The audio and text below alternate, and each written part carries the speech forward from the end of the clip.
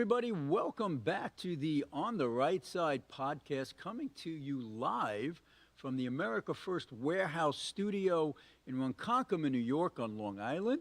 And as you probably know, I have as my regular guest David Zare from Real America's Voice. He's on assignment today, so I have a great sub for him. He's been on our show before, but before I introduce my co-host, let me tell you something about myself. Steve Levy. I am the former Suffolk County executive here on Long Island. I'm a former New York State member of the Assembly, and I write for Newsmax quite a bit. My articles will appear in the Washington Examiner, the Washington Times from time to time. But what I'm really sinking my teeth into these days is my not-for-profit think tank called the Center for Cost-Effective Government. We issue a number of white papers on the extravagance in government and what we have to do to save Social Security and make things more affordable for our residents.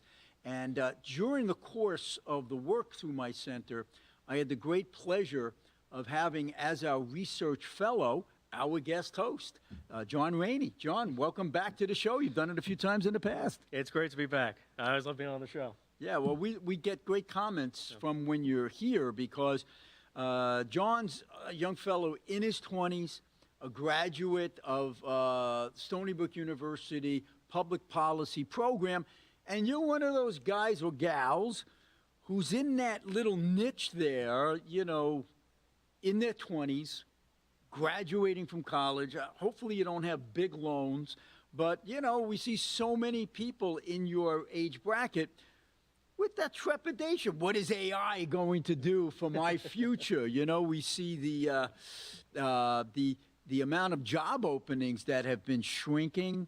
Number of jobs that were produced in the last quarter were not very great to look at. Yeah. So how are you feeling from a guy your age? You got this great degree. You've got great research background and things of that sort. But you're going to be looking to buy a house one day, maybe start a family and have a long-term career. What's in the back of your mind? Are you hopeful as things go forward now that we have a Republican in the White House who's promulgating policies that will spur the economy? What is a guy like you seeing? I'm always a hopeful guy. You know, I like to, you know, because in the end, God wins. You know, on the long time scale, that's what happens. But, you know, even in the immediate future, I'm hopeful for what I've got, you know, what this country's got in store for me. On one hand, you know, more than just like politics, administration to administration, I see in my generation a force for change in a positive direction. I see that there's a real drive, a real awareness of politics on a fundamental level, on a fundamental, like deeply researched and understood level that that was sort of absent in like the immediately prior generation even, you know. And I saw well, maybe that's a product of the information that's available to people from AI and just, you know, to press a button, you can find the history of any particular thing you're looking at, you know? Well, I feel like part of it is seeing how the system is sort of, a lot of it is built as like this race towards the bottom. Mm-hmm. You know, it's like what it should be prioritizing is Americans, the prospects of American youth, the prospects of American labor, how are Americans doing, instead of how can we maximize the margin of, you know, X or Y company? You know, like Amazon, for example, they just laid off 16,000, not low-level workers, 16,000 corporate jobs to replace them with AI. They called it Project Dawn. I'm not sure if it was 1,600 or 16,000, but over 1,000 jobs. But isn't every company going to be looking at the bottom line? It's always been the case. When a new innovation comes on, you know, I was a consultant for McDonald's a few years ago, and the biggest thing they were doing was renovating to create these kiosks where you'd order by pressing a button. And you know, when they started increasing the minimum wage to whatever, they said, we can't afford this anymore. We're going with the robot, right? No matter what's happening, the necessity for human labor is going to go down. And I think the smartest way to ensure that we are most prepared for that future, and that present in a lot of ways, is to ensure that there's less competition in the job market from people who aren't Americans. I'm with you on that one.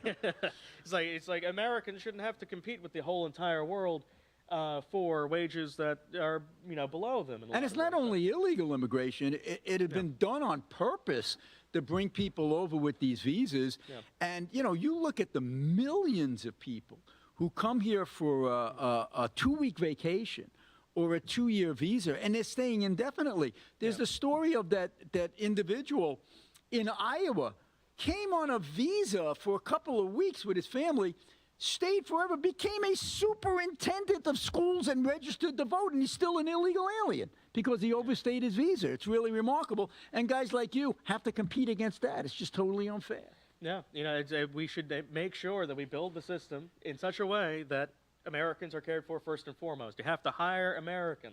You're importing millions of people who are inevitably going to be unemployed when the machines take their jobs. Or they're going straight on to welfare. Right, they're not which even is getting something to the job part. totally different than the immigrants of the past. When people came over to Ellis Island, you either had a sponsor or you knew you were on your own and you were working, or that was it.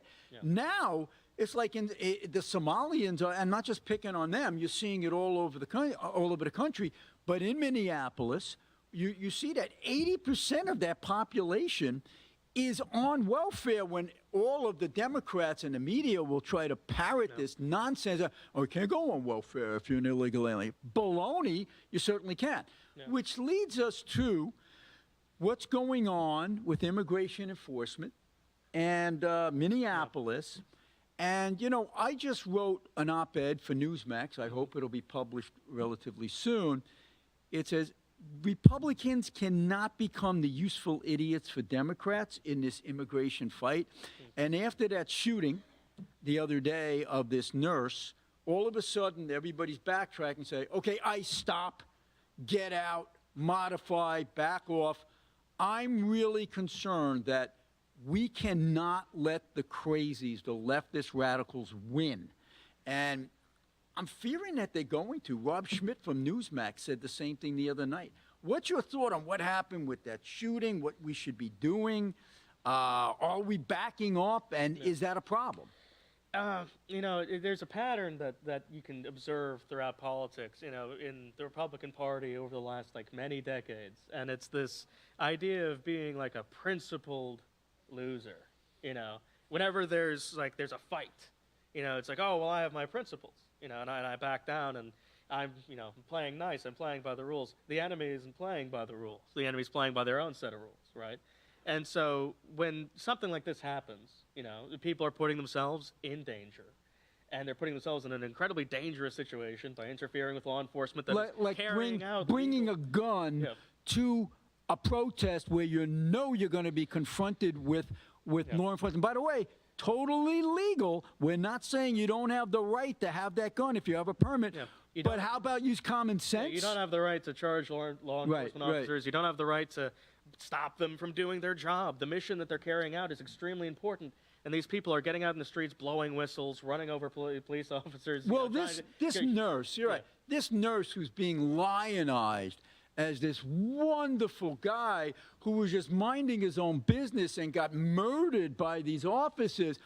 Oops, you find out later, this same scumbag, okay, and that's what I'll call him, he was no wonderful guy. He engaged in a confrontation with ICE officers the week before and got his ribs broken. You had to be really in their face, causing problems, disrupting them. He's a part of that ICE Watch group that goes around, harasses ICE officials. He was not a nice guy. This is not a good guy with his smiley, pearly whites in his photo. He was just minding his business, trying to help this woman. This was a woman who was interfering with ICE operations. She got knocked to the ground. She was going to be arrested, and then he interferes with the arrest. Yeah. It becomes a melee. I don't think he should have been shot because they had him subdued, and they had his gun out, so there's going to be ramifications there. But don't go calling this guy some innocent dude. He was not. Right. The mission is too important to be stopped. Honestly, there should be a perimeter, and these people should not be allowed to interfere with this operation. Well, normally the local police would do that, but they're not. And you notice that ICE is operating in a great deal of states, and you know where it's becoming violent? In the state where there's this multi-billion-dollar fraud scheme with possible connections to the governor.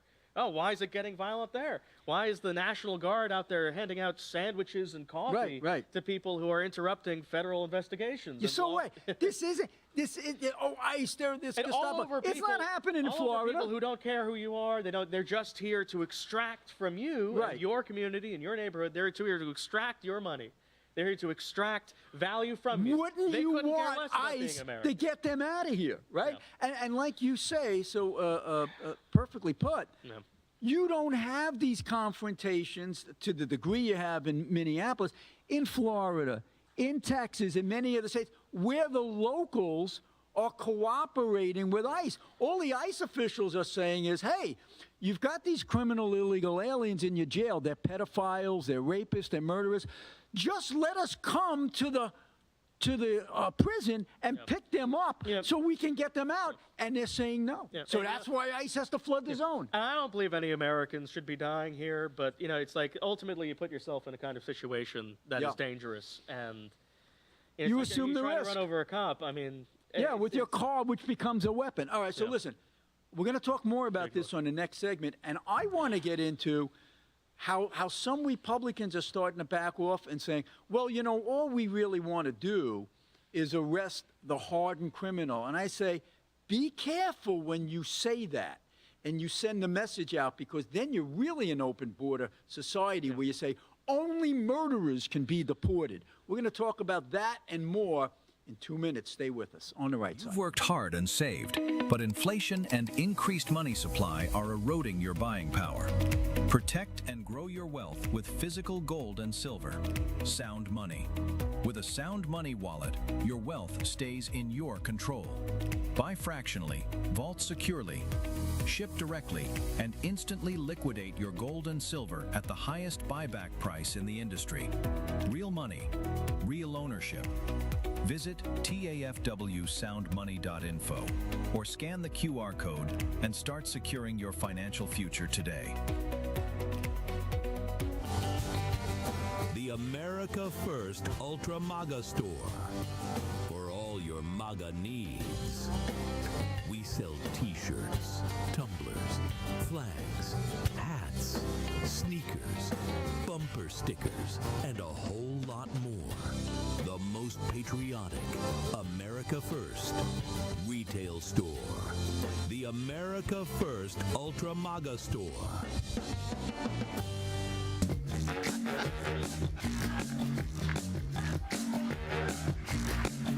All right, live from Studio 6B on a Friday night, live at the America First Warehouse.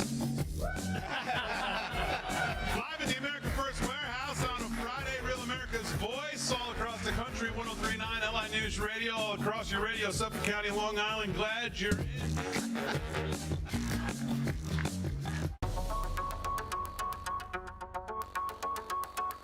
Corporate transfer. Fine professional, moving and storage, and inventory management.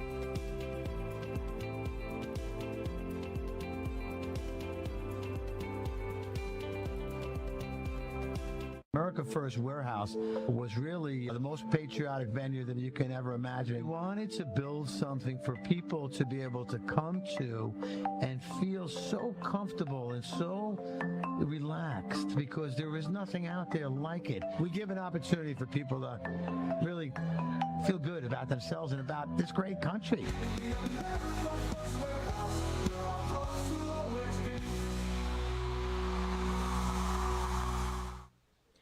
Hey, you're back, folks, with the On the Right Side podcast. I am your co-host Steve Levy, the former Suffolk County executive, New York State Assembly member, and the executive director of the fiscally conservative think tank Center for Cost-Effective Government.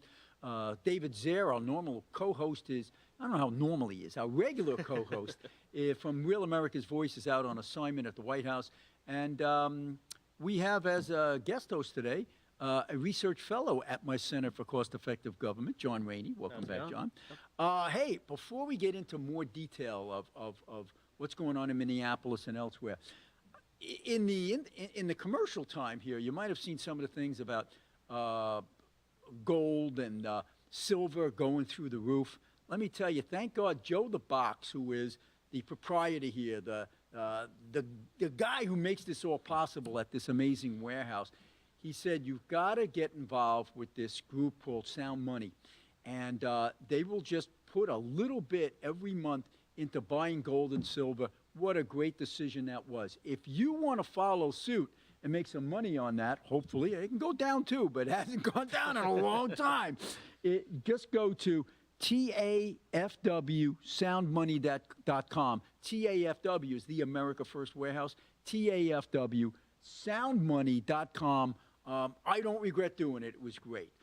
Okay, so John Rainey, in the last segment, we were talking about what's going on with ICE, and then the question is going to be, will they defund ICE? But I wanted to talk to you about my op-ed that I just wrote to Newsmax, hopefully will appear soon.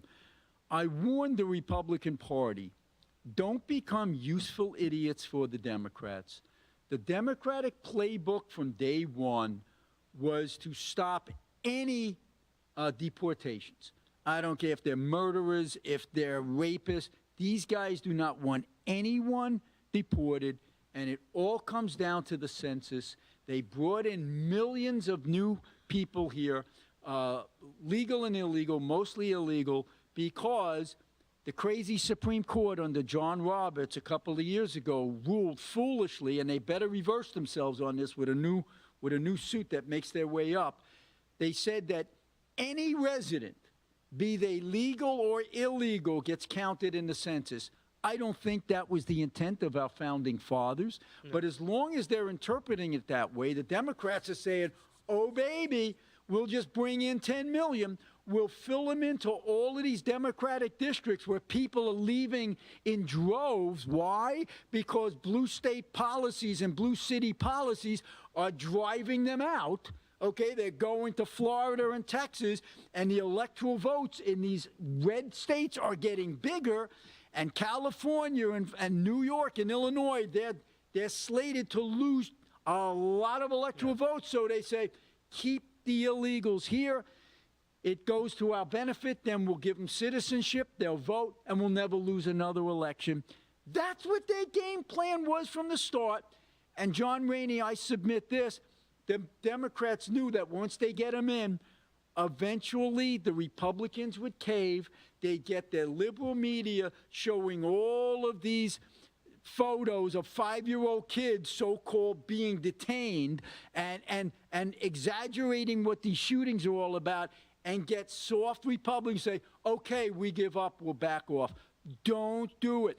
It's not just that rapists and murderers should be subject to deportation.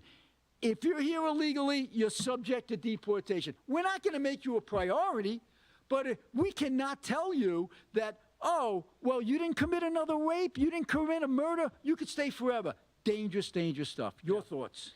Yeah, it is very dangerous, because it's not just about, like, the most hardened criminals. Like, that's not the problem, The problem is that there's too many people here who shouldn't be here, and it's making our lives worse. The impact on your wages, for instance, right? Impact on everybody's wages, except for a certain small cohort of people who benefit from what amounts to slave labor, who should be ashamed. And that, by the way, that's why we should be facing prison time, by the way. It's like who should? The people who make use of this kind of labor. I mean, they're undermining like the basis of American life. It's like for people who are like, oh, they just want a better life. It's like, well, so do we. And so do billions of others, 1 or 2 billion others And around these the sorts world. of jobs, used to be done by young people. Used to be done by teenagers. Like, oh, Americans don't want to do them. That's a flat out lie. Well, they won't do it at those wages. Maybe you got to pay them a little bit more. Yeah, maybe with you the got to market. treat them like people. You Right, know? It's right, like right. maybe you have to treat a worker like living human wage. And these used to be jobs filled by teenagers who were able to learn responsibility and build early wealth, and people new to the job market, and then they can leverage that into experience for another job and climb Yep, the ladder, yep. buy a house and get You married make a and have career. kids. You're cutting down the very base of the tree. You're Well, that- robbing so many people of that and making it so much harder than it should be because of these people who are economic opportunists. Yep.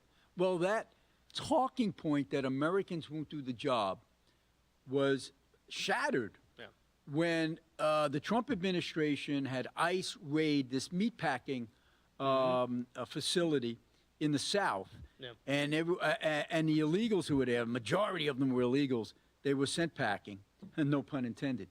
And everybody said, "Oh, this company's going to crash." No, what they do? They had to raise their wages. Yeah. They raised their wages. American citizens took the jobs, and they're doing fine. That's what will happen, and that's what has to happen.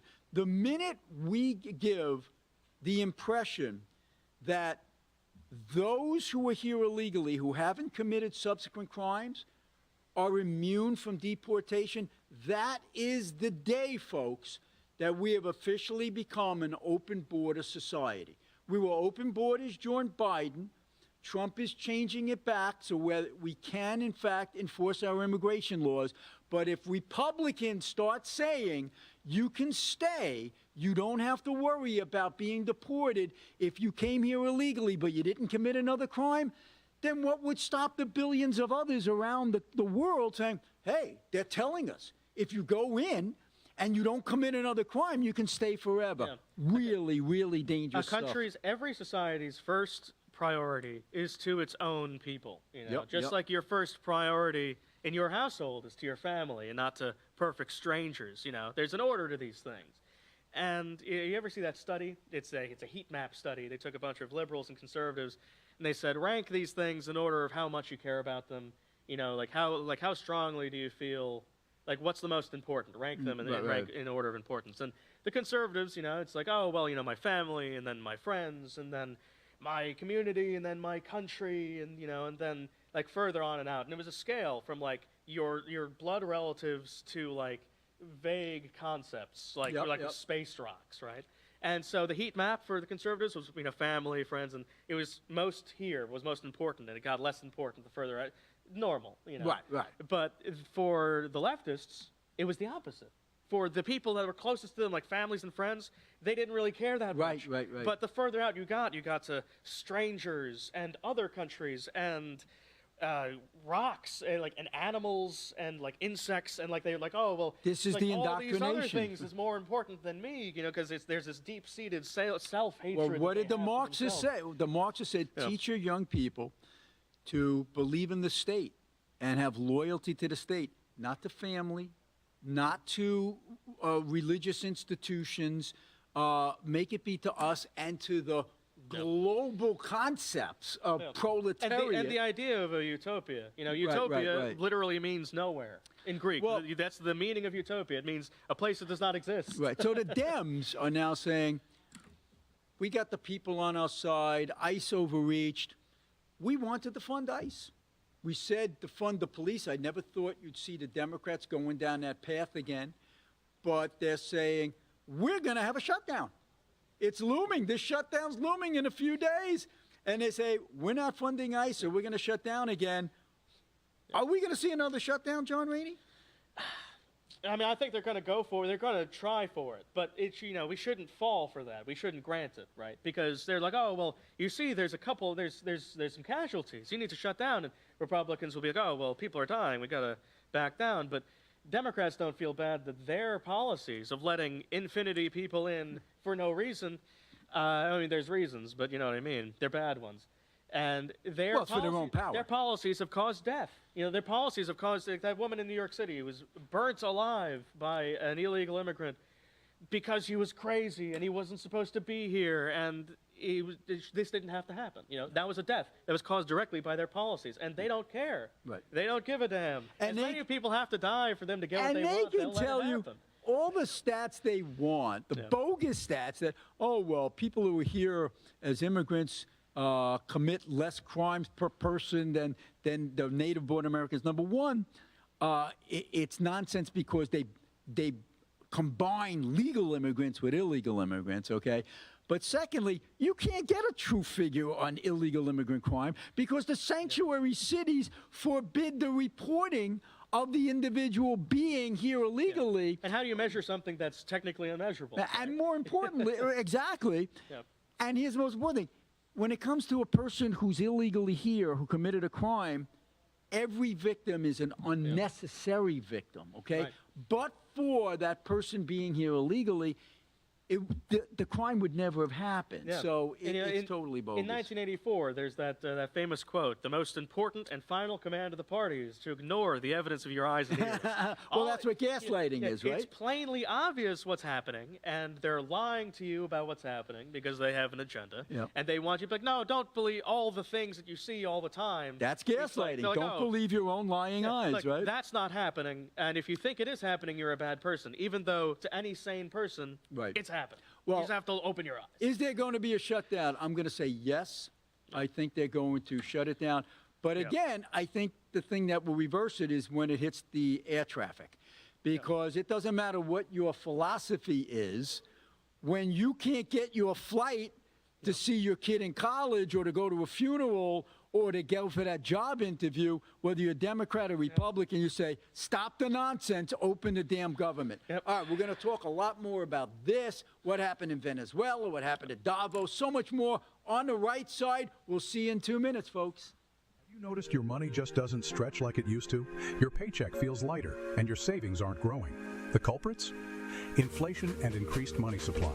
They've both been quietly eating away at your purchasing power for years. Today, the dollar's value has dropped significantly. You feel it every time you spend money on goods and services. Back in 1965, $1 or an ounce of silver could buy you a gallon of milk. Fast forward to today. That same dollar barely buys a couple of coffee creamers, while an ounce of silver would get you 8 gallons of milk. Gold and silver have held their value for centuries. If you had 2,500 ounces of silver back in 1965, you could buy a brand new Ford Mustang. Today, 2,500 ounces of silver would buy you 2 Mustangs. Similarly, in the year 2000, 628 ounces of gold would buy a new $170,000 home. Today, 628 ounces would buy you a $2,500,000 home. The problem? 95% of Americans don't own physical gold or silver. They think it's too complicated and too expensive, but it doesn't have to be.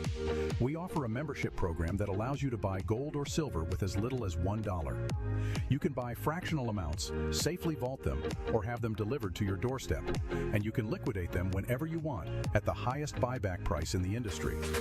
Ready to protect your wealth and keep your purchasing power? Scan the QR code or go to tafw.soundmoney.com to learn more. If the vote count is accurate, then how come the number of voters is different? And if it's not accurate, then why was it certified? We are suing Letitia James and the New York State Board of Elections for a conspiracy against fundamental rights. This is not about who won. It's not about what party. It's about the fact that they don't care about your rights. All right, live from Studio 6B on a Friday night, live at the America First Warehouse.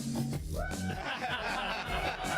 at the America First Warehouse on a Friday, Real America's Voice, all across the country, 103.9 LI News Radio, all across your radio, Suffolk County, Long Island. Glad you're in. It's me, Joe the Box, and I'm John the Blanket with the America First Podcast. That's what I'm talking about, the Fred Rubino Podcast. I'm James Justice. We got Stephen Ruth over here. What are we doing, Steve? Fighting! Welcome to the Patriots Podcast. Good evening, everyone. Hey, everybody, welcome back to the On the Right Side podcast here at the America First Warehouse. Welcome to Liberty's Cage, the podcast tearing down the walls of America's broken justice system. Welcome, ladies and gentlemen, Kevin Downey Jr. podcast. Be free, stay free.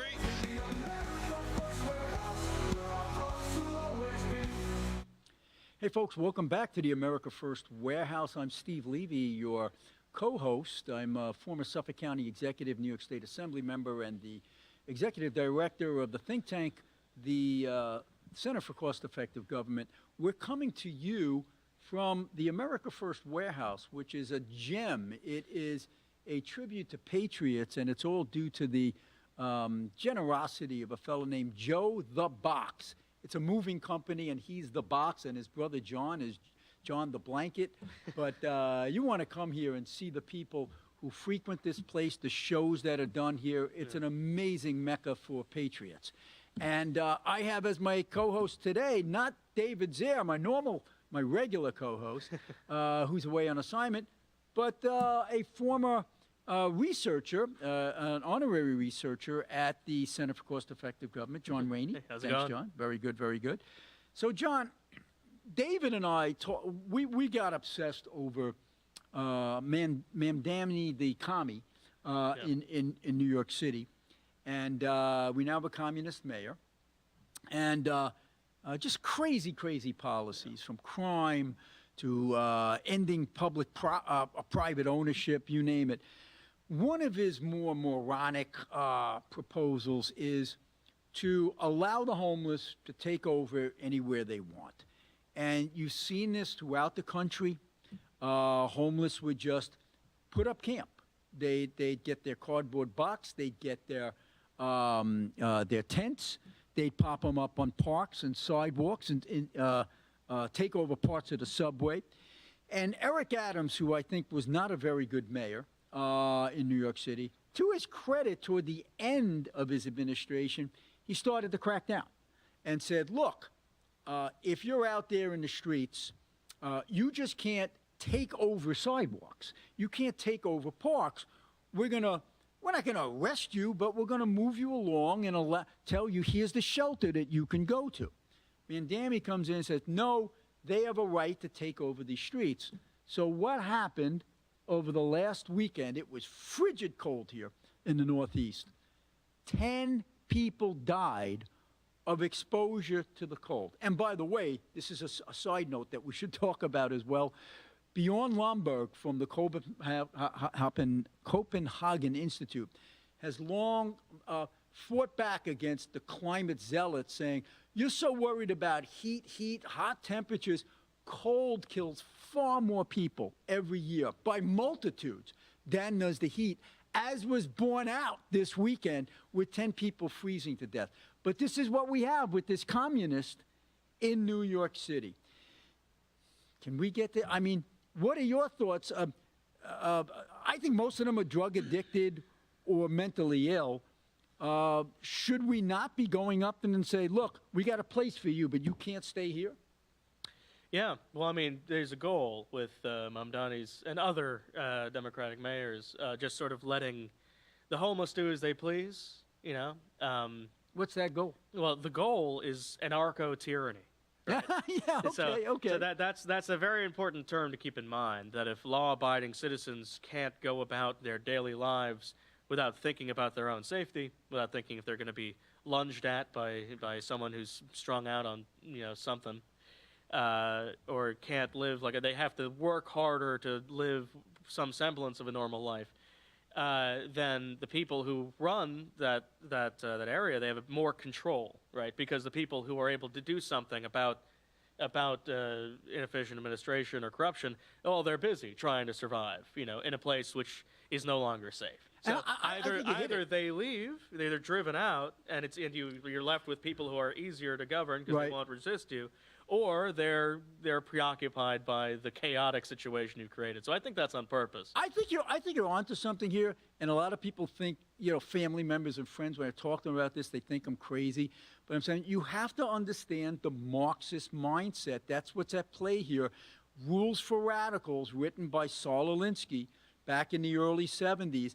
If you want communism to flourish in America, you basically have to burn the present system to the ground, create anarchy, create chaos, cause violence.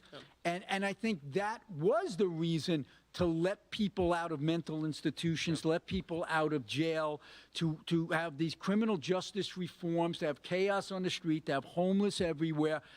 Because what happens, people will blame the people, in power. Why aren't you doing something about this? Let me try the Marxists. Yeah. Maybe they'll do it a little better. Am I wrong or what? Well, with the part of the goal with the anarcho-tyranny situation, and there's a separate component also at play. It's that a lot of the left views hierarchy in general, in any form, as immoral. So if any two people are different and one person has it better in any way, then that's evil and must be differentiated. Except for the ruling class oligarchy, of course. Well, you see, the people who are the ruling class, the people in the Communist Party, they get to have the perks. They're oftentimes not true believers. For example, that's part of the difference between Trotsky and Stalin, right? Like Stalin, he was a thief. He was like a road man. He was robbing people in the middle of the street before he got involved with the movement, said all the right things, took power, because it's a very easy system to manipulate, because these people are willing to do, they're like, oh, well, you just have to listen to me, and it's a very easy system to take over. It's like, oh, there's only one hierarchy, and that's me at the top. Well, we're talking about the chaos that is deliberately being inflicted by these radicals, and it really leads me to a new book that came out, and I haven't read it yet, but I'm going to get it. It's hot off the press. It's by Peter Schweitzer, a fabulous writer who's uncovered a lot of garbage in the past in government. It's called The Invisible Coup. And from what I've read about this book and seen on various excerpts, Schweitzer is warning that there is a deliberate process undergoing where the communist Chinese are in an alliance with other Marxists around the world and here embedded in America to take over. And the way they're doing it is through waves of immigration. Bring in waves and waves of illegal immigrants. They will be your new voters. Put them on the dole. Create utter chaos. And here's the most important part, John Rainey.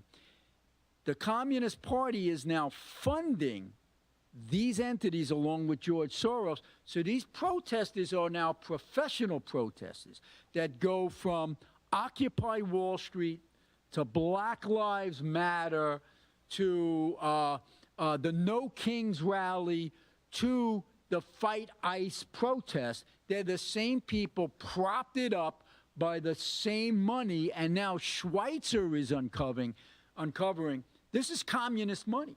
This is money coming from our enemies in communist China, along with our internal enemies such as George Soros, to burn the place down. Yeah, just like you said. You look at all these people, and they know, all these outside parties influencing our domestic politics and our unrest. They know what's bad for our country. China knows that ethnic strife and these internal divisions are bad for a country because there used to be a lot of them in China. There still are, but so they know if they can exploit that, like they were exploited during the collapse of the Qing dynasty. If we can do this in America and bring all these people in, then we can exploit it there. George Soros knows if a country's money becomes worthless. I mean, he makes a lot of money. That's how he made his fortune with the crash of the British pound.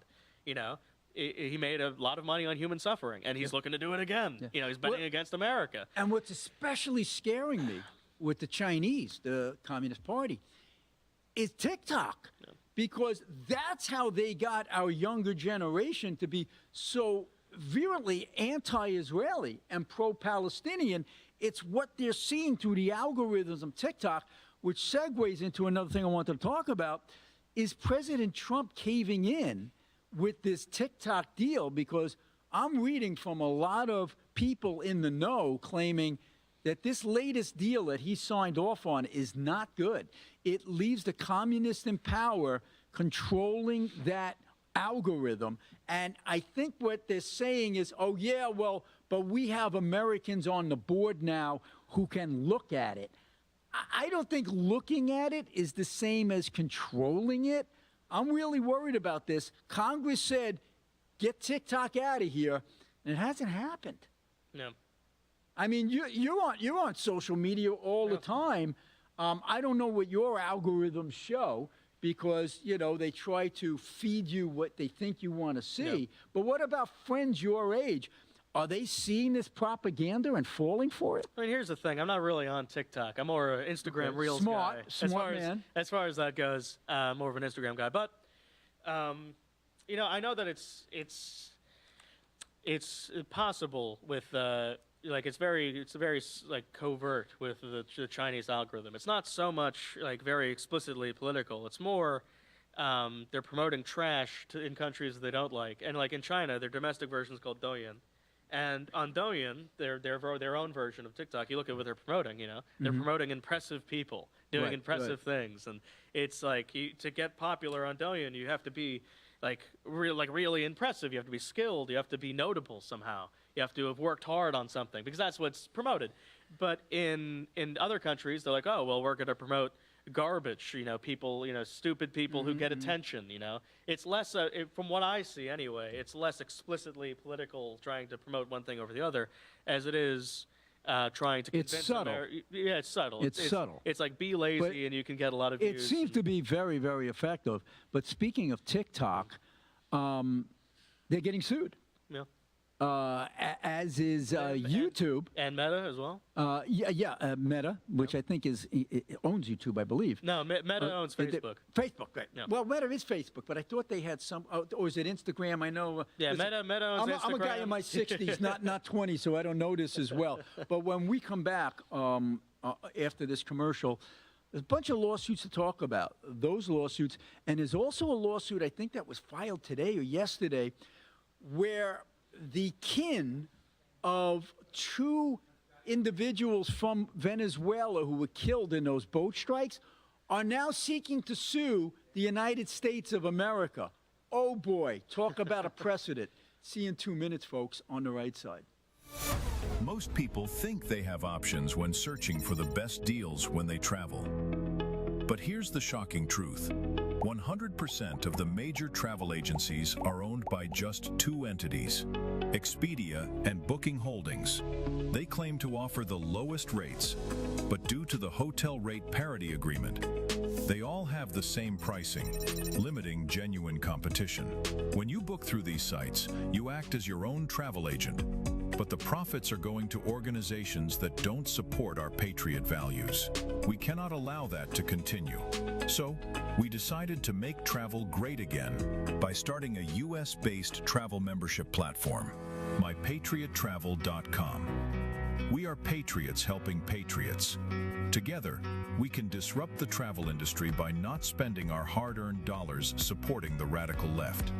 For just $29.99 per month, you gain access to true wholesale rates on travel, saving you on average 35% and up to 65%. Book as often as you like, with no limits. Keep your hard-earned dollars in your pocket and spend them on things you need and want to support. Go to mypatriottravel.com/TAFW and grab your membership today. mypatriottravel.com/TAFW, making travel great again. Are you a true American? Then it's time to get connected. Download the America First Media and Television app and stay up to date with real news, bold voices, and live events from the America First Warehouse. From national broadcasts and exclusive shows to comedy nights, concerts, and special events. It's all right at your fingertips. No filters, no spin, just America First. Download the America First Media and Television app today and be part of the movement. I'm sure you guys remember the platinum single Justice for All with Donald Trump and the J6 Prison Choir. Well, get ready for round two. We're coming out with Anthem of the Free with High Res and the J6 Prison Choir. It's coming out now. It's pre-sale until December 19th when it drops. Get yours on all platforms, Google Play, Apple iTunes. Get it. It's going to be hot. Justice for all, our voices ring. The anthem of the free. It's me, Joe the Box, the America First Warehouse, most patriotic venue in all the land.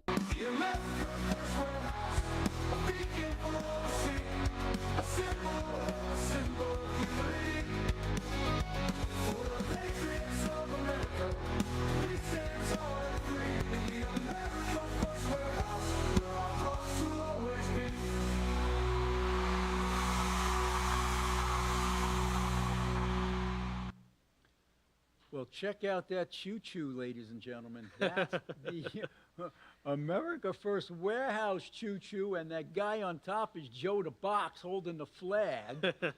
He's the owner of this joint and the fellow whose generosity makes it all possible. And by the way, if you want to see more of the amazing product that comes out of the America First Warehouse, all you have to do is get the app. Go for the app, the America First Warehouse app, and you'll have access to all of our podcasts, all of our events, and hopefully one day you'll make it down here personally, because everyone I know who comes into this place, they say it's unlike anything in the world. It truly, truly is. I'm Steve Levy. I'm your co-host. I'm a former Suffolk County executive and New York State Assembly member and executive director of the think tank Center for Cost-Effective Government. My regular co-host David Zare is out, but instead is the honorary researcher over at our think tank, John Rainey. John, hey, how's it going? Thanks for being here. All right, we were talking about the lawsuits, okay? Yeah. Lawsuits against TikTok and YouTube on the concept, and by the way, it's Google that owns YouTube. Yeah. Thank you, Bill, in the front desk there. They're claiming that they are purposely moving forward with their product, knowing and encouraging the addiction of their users, specifically younger kids. And boy, this is a tough one, because you got this battle between free speech and certain protections. Look, there was a lawsuit, it was before your time, but the lawsuit against the tobacco companies was successful, but that's primarily because the plaintiffs were able to prove that the tobacco companies had evidence that indeed nicotine was addictive, and they lied about it. So now the question is there evidence within the emails and interior information of TikTok and YouTube to show that these guys know darn well it's addictive? And even if that's true, don't they have a First Amendment right to pump it out? This is a tough one. Yeah, so I mean, we do have the evidence. It's kind of hands down, that's their product. You know, that's the stated goal is your attention. That's what they want. They want your attention. They want as much of your attention as possible, and they hire people to get more of it, and they build their algorithms in such a way to capture it and just keep you there. And I mean, that's what they're selling, right? And that's not illegal to sell, you know, but it's true, you know. It's evolving, you know. Well, it's more addictive than it's ever been, especially for children. Right? It's not illegal to sell, but that doesn't mean that you shouldn't be able to sue these hosts if their AI product is in a conversation with a 16-year-old saying, yeah, maybe you really should kill yourself, which actually happened. Yeah, I mean, that's a whole other thing, too, you know, not even that, because the algorithm is not an AI, I mean, it's usually not AI. They've included it in more recent versions, but algorithms generally, you know, we have evidence, you know, of what it does to kids, you know, especially like the younger you get, the younger they're exposed to algorithms like that, the worse outcomes they have, you know, the worse they turn out. Australia's now banned social media for, I think it's 18 and it might be 16, but it's around that age. You think it's coming here? I think it'd be harder to enforce here because it's less like unilateral. I think that there's going to be an effort because you really can't deny that it exists. I think Florida has a 14-year-old ban now, a ban for under 14. I think that's coming. I think that's going to spread. I do think it's coming, and I do think it's a good idea, especially for especially young children. It's just there's no real argument to be made that they benefit in any way. Well, the First Amendmenters out there, they'll make the point, but It's different with kids. I mean, we have different standards with children when it comes to pornography, cigarettes, And voting, if anything, driving. If anything, removing children from the content pool is going to make speech freer, right? Because you think about all these restrictions that YouTube especially has on the kind of videos you can make, on what you can say, like the things you can and can't say. People use these ridiculous stand-in words for like kill and suicide. They say unalived. It's goofy. You know, and the reason they have to do that is because there's censorship protocols to protect children. But if you just remove the children, you can speak freer, right? All right, so now you got that lawsuit out there. I mentioned earlier at the end of the last segment, you've got a lawsuit coming forward to try to sue Donald Trump and his administration and the U.S. military for taking out those drug runners on the boats. I cannot imagine, you know, normally I'd say there's no way this can get any legs. But you have so many radical activists, Obama and Biden judges out there, just with Trump derangement syndrome, who I can see actually giving this legs. And from my perspective, if you open up this Pandora's box, could you imagine a general having to make a split-second decision and then having to worry that the government is going to get sued for defending American democracy somewhere around the world? Yeah.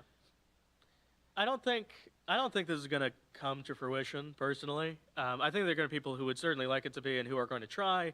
I don't think it is. And if it does go anywhere, then it would probably be a chapter in the history books about the American collapse, you know. But I mean, it would be a turning point if now would be really enemy bad combatants can now sue the U.S. Army for trying to take them out. Hey, listen, we were speaking about Venezuela. Rubio was on Capitol Hill today talking about Venezuela and other things. I'll tell you, that guy is smooth. He is good. And he does it in a way that's better than others on that team. And I'll say, even including J.D. Vance. J.D. Vance can really slam the media and the political opposition. He's so good at it. But Rubio does it as well, and he does it in a way that's not alienating. I think it's going to be a very interesting race in 2028. And I think Vance is certainly the prohibitive favorite. But I'll tell you, if he gets into any kind of hot water or whatever, the bloom on his rose fades, Rubio's the guy. Rubio is, I think he has a good appeal to a lot of moderates. I think he'd make a great president and a great advocate. Well, I think he's got Trump's policies without the baggage. What's that? He's certainly been waiting in the wings for a while. He's had a lot of time to practice. He's very good at it. We'll see what happens. Listen, we got a few minutes left here. I got to talk about this. I couldn't believe my eyes and my ears. You know, God bless the guys at Fox and Newsmax. They uncovered this stuff, but I guess it goes around so fast now with social media. You have these healthcare professionals with Trump derangement syndrome, nurses, doctors, anesthesiologists, going on the tube and saying, if you're MAGA, watch your ass, because I'm going to spike your fluids. If I'm an anesthesiologist. I found out you're MAGA. I'm not treating you. You've got others saying, I'm going to purposely try to hurt you. Talk about, remember the Hippocratic Oath? What's the first thing? You know, do no harm. You have an obligation to anyone who comes into your emergency room. The Israelis took that so seriously, they helped nurse back to health Palestinian terrorists who killed their own people, put them in jail, then let them out in subsequent trades for hostages. And those same people they nursed back to health wound up blowing them up in October 7th. But that's what a doctor does. I can't believe this. Do you think this is going to grow, this trend? Well, I mean, it's not a new trend, unfortunately. You saw it in 2020. You know, you saw it all the time in 2020. You know, people going to TikTok and say, you know, and some of them lost their jobs, but, you know, not nearly enough. And that's it. There's got to be consequences. I mean, yeah, there's consequences. Back then, there were some consequences. I don't know what's happening here now. But they were like, listen, if you come to the emergency room and you're unvaccinated, I'm going to let you die. Right. Like, they were like, it's like, there were people, I mean, that was a really crazy time for everybody, but it didn't justify that. It was like, you know, wishing death and violence on your opponents. I mean, there seems to be Consequences I'm not are so surprised. I'm important. not surprised that there are people who are saying this because it's the same people who were saying it last time. You know? I mean, speaking of consequences, that nurse who was shot in Minneapolis, had there been consequences to him getting in a scuffle with ICE officials the week before, if he not only got broken ribs in that confrontation, but was arrested and put in jail, he wouldn't have been freed to come back again and cause more chaos against different ICE officers. I think we're having this extensive chaos in these cities with these protests because they feel they can spit on these officers, they can whistle in their face, they can push them, they can block their vehicles with because nothing's happening. No. Pam Bondi, please, when you get these guys, show us that they're going to prison. I mean, I remember. Pam Bondi, please do anything. I mean, every time I hear about it, it's like, it's on my desk. I'm like, oh, I'm waiting. Yeah. Where's The it Democrats gonna know how go? to do it. After J6, you had a guy, the number 2 guy in the DOJ was on 60 Minutes saying, we're dedicating all of our staff to going after these people. They tracked down 1,000 people, terrorized them, put them in jail for 6 years, sentences, even people who were just wandering through, little old ladies. Do you have anything like that on the Republican side going after these protests? I haven't seen it. No. I hope we'll see it. Kash Patel, where are you? Pam Bondi. Yeah. It's like there's, you know, you must be willing to take action. You know, you have to be willing to use power when you have it. Because Democrats haven't given us the same courtesy. You know, they cut people's heads off for protesting. You know, like they held them without trial for years. It's patently ridiculous that we're deciding to be polite. And like, oh no, we have to be very certain. And it's like that's how it should be, but unfortunately, that's not the diktats of the game we're playing here. Well, let's see if we start seeing, you know, some pushback against these people trying to Fingers seed crossed we do anarchy. something. Right. Hey, we went through a lot, John. John Rainey, thank you for joining us today. pleasure. We hope to have Always you is. back. I'm Steve Levy. You can catch all of my writings, all of my work, our websites, centerforcosteffectivegovernment.org and stevelevy.info. We'll see you again next week with our regular co-host, David Zaire. Wednesdays at 2 on the Right Side Podcast. Have a great week.